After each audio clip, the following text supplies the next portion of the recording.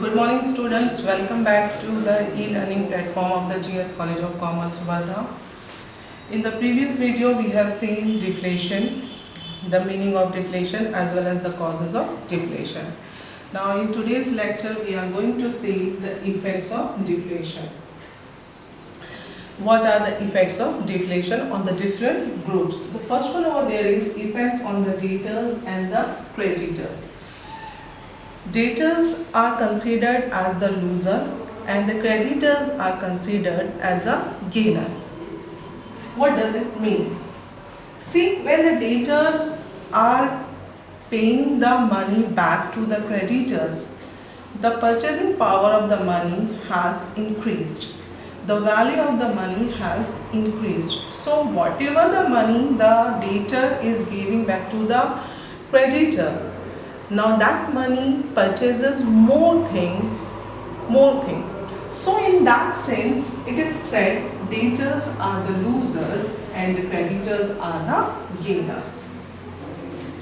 Now the second thing is that effects on the consumers. Now see, consumers are considered as the gainer during deflation. How? See, the money can buy the more goods because of the prices has declined.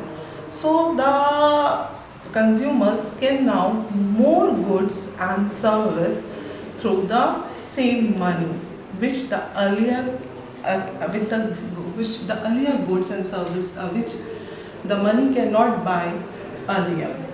Now the next one is there, effects on the wage earners and the salary people. Again it is said that the wage earners and the salary people are considered as the gainers because their real wages increase as compared to the money wages. But in that sense, if it is said they are the gainers. But if we will talk about the situation during the deflation, what actually happens, since the effective demand of the goods and services decline, as a result of that we find that the production also decline. And when the production declines, as a result, the unemployment level prevails. So whatever the unemployment level is increasing. As a result, the person who has the job earlier may not have the job at present. So in that sense, the wage earners and the salary earners are losers because they may lose their existing job. But if the wage earners and the salary earners are having the money, they are actually the gainers. If they are having the jobs, they are the gainers because their money can buy more goods and service at present. The real wages increase as compared to the money wages. Now see, the next one is there, effect on the entrepreneurs and the businessmen. During inflation, the entrepreneurs and the businessmen are the gainers. But just opposite happens in the case of deflation.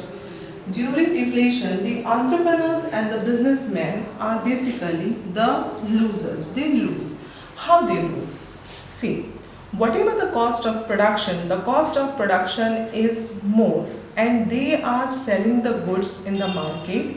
And since the effective demand of the goods and services are less, as a result, they have to reduce the price of the goods. And in that sense, the entrepreneurs or the businessmen lose. The cost of production is more, but the goods sold in the market is actually at a lesser price. So in that sense, the businessmen suffer. Now, effects on the agriculturist and the landlords. Agriculturists or the farmers normally are the losers during the deflation. Whatever the cost of cultivation and whatever the price at that and whatever the price at which the agricultural produce are sold in the market, there is a difference. The cost of cultivation may be more and the cost of sales of the agricultural produce may be less. And as a result, the farmers or the agriculturists are the losers. At the same time, if these agriculturists or the farmers are having the farm on a rental basis, they have to pay a fixed rent to the landlords. So in that sense, the landlords are the gainers, or they are in a better position as compared to the agriculturists. The farmers are the losers. Now the next one is their effects on the government and the taxpayers. If we are talking about the government has to suffer in a different manner. The burden of the public debts increase.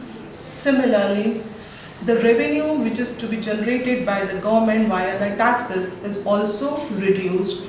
The government has to resort to borrowing the money not only internally as well as externally. So the public debts burden on the government increase. The revenue which is generated via the taxes is somehow reduced. The government has to spend more money on the public works program to bring the economy back on the track. So effects on the government, basically the government effects on the government is not positive, it's somehow negative. Now the next one is their effects on the production. See, when the effective demand of the goods and services are less, so as a result, producing in that scenario further will not be the beneficial for the businessman. As we have seen, the entrepreneurs and the businessmen are not in a positive situation. They are in unfavorable situation, we can say. So to a certain extent, the production is halted, the production is stopped. As a result, we find the unemployment level prevailing. It has also the adverse effect on the banking. See, the banking business depends on the more and more credit loans which are taken by the people. These loans, if there is a sentiment of pessimism in the economy, the establishments are closed down, the production are stopped, there is not much investment, private investment, so the people normally do not take much loan. When the people are not taking the loan, it has the effect on the banking sector, and that is actually the adverse effect on the banking. Again, there is also other side of the adverse effect. Those people or those businesses which have taken the loan, they are not in a position to repay their loans or the interest. So as a result, the profitability of the banking sector is reduced. So it has also the adverse effect on the banking. As the production is stopped just because the effective demand is not there in the market. Since there is not the effective demand, there is the production to a certain extent is also affected. And when the production is affected, it has the effect on what? It has the effect on the employment. Many establishments, especially if we are talking, many establishments which are actually the small scale businesses, SSI sectors, medium enterprises, it has the adverse effect. So as a result, they are closed down, and as a result, we find the unemployment level also increased. Similarly, there is the increased burden of the public debts. As I told earlier, it has the not the positive effects on the government. The government has to bear the more public debts. The burden of the public debts increased on the government. Similarly, there is also the adverse effect of the social and the moral. There is a social as well, social and the moral consequences.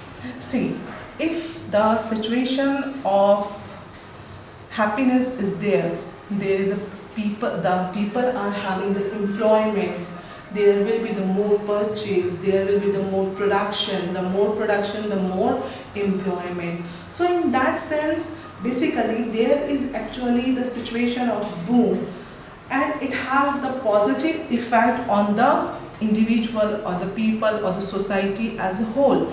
But when there is a gloomy picture of the economy, and that gloomy picture of the economy is having the adverse effect on the society.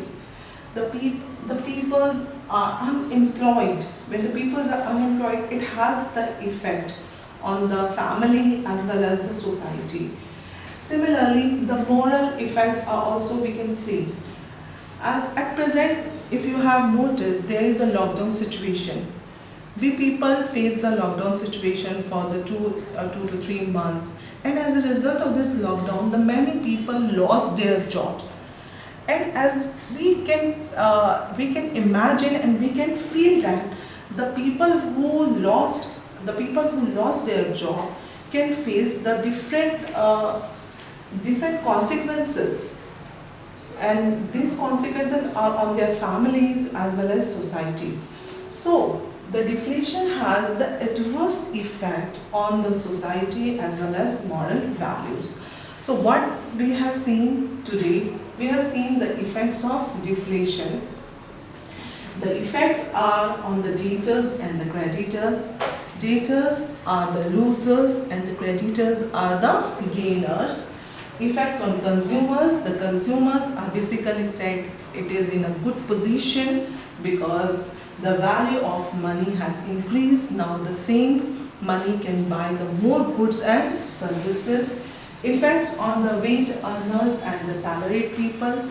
Wage earners and the salaried people, if we can say, their real wages increase, but the monetary wages are not. Money wages remain the same, but the real wages actually increase. But it has also the one aspect, and that one aspect is what? The wage earners and the salary earner may lose the job during the deflation. Effects on entrepreneurs and the businessmen, the profitability has declined, and the entrepreneurs and the businessmen may have the negative effect. There may be the possibility that the withdrawal of the capital from the business, the businesses are shut down, the unemployment level increase. Effects on the agriculturist, farmers are in a bad position, but the landlords are in a good position. Effects on the government has to face the different consequences of the deflation. Governments basically revenue is also reduced. The government borrowings increase internally as well as externally. The government has to resort to more deficit financing to recover this situation. Effects on production, the production activities are to maximum extent is actually reduced. Adverse effect on the banking, it has the bad effect on the banking. The new borrowers do not come in the banks, and the existing borrowers do not give actually the interest or the main amount, principal amounts repayment. So increase in the unemployment, there is also the unemployment level which also increase. Similarly, increase in the burden of public debts to the government, and the social and moral consequences. So today we have seen the effects of deflation.